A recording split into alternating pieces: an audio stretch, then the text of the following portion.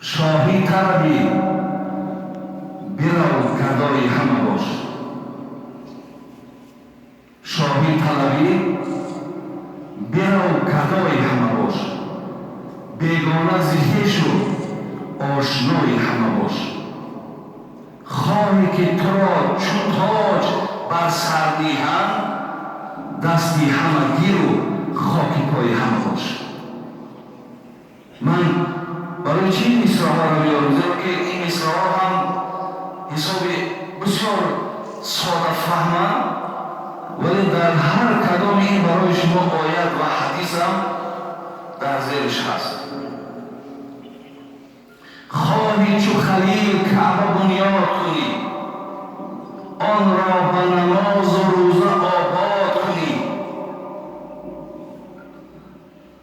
روز 2000 بنده آزاد کنی، زان بهتر بود که خاطر شاد کنی.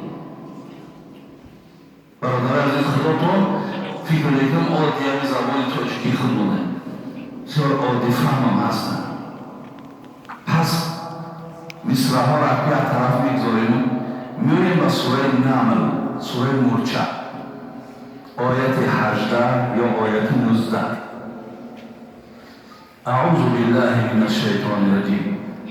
قالت نمله یا ایها النمل ادخلوا فی مساکنکم لا یحطمنکم سلیمان و جنوده و هم لا یشعرون. صدق الله العظیم.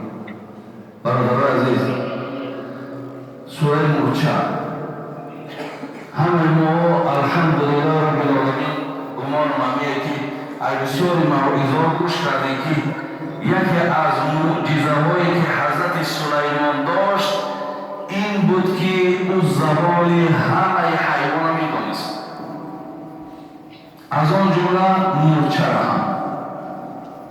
مرچه میگه گفت الله مهربان بین قالت نملتو، مرچه گفت.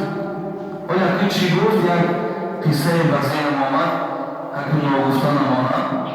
میگه در یک محفل میگه ابو حنیفه صاحب مذهب